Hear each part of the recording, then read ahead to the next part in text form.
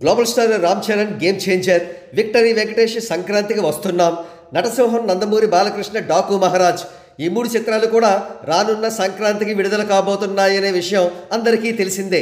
ఇప్పుడు ఈ మూడు చిత్రాల బుక్ మై షో ఇంట్రెస్ట్కి సంబంధించి కంపారిజన్ చేద్దాం. అదేంటి గేమ్ చేంజర్ ఏమో పెద్ద చిత్రం, సంక్రాంతికి వస్తున్నాం డాకు మహారాజ్ చిన్న చిత్రాలు, అలా కంపారిజన్ చేయడం తప్పు కదా అని ప్రశ్నిస్తున్నారా? మరి గేమ్ చేంజర్కు నెగిటివ్ క్యాంపెయినింగ్ చేసే కొన్ని వెబ్సైట్స్ గేమ్ చేంజర్ను సంక్రాంతికి వస్తున్న డాకు మహారాజులతో పోటీ పెట్టి వాటిని హైలైట్ చేస్తూ గేమ్ చేంజర్ను డిగ్రేడ్ చేస్తున్నాయి కదా. సో మనం కూడా సరదాగా ఒకసారి వారి స్కూల్లోనే వెళతాం, తప్పేముంది.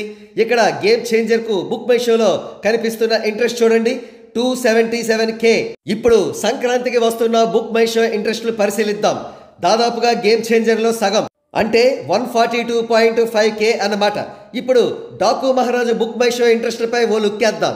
127.3K, అంటే సంక్రాంతికి వస్తున్న బుక్ మై షో ఇంట్రెస్ట్ల కంటే కూడా Daaku Maharaj book my show ఇంట్రెస్ట్లు తక్కువ అన్నమాట.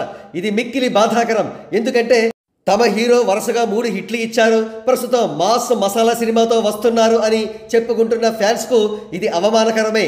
ఏదేమైనా సంక్రాంతి సినిమాల్లో ఎవరికి అందరంత టాప్లో నిలిచి సంక్రాంతికి వస్తున్న డాకు మహారాజ్తో సహా అన్ని సంక్రాంతి చిత్రాలను కూడా కుమ్మి పడేస్తున్నాడు గేమ్ చేంజర్.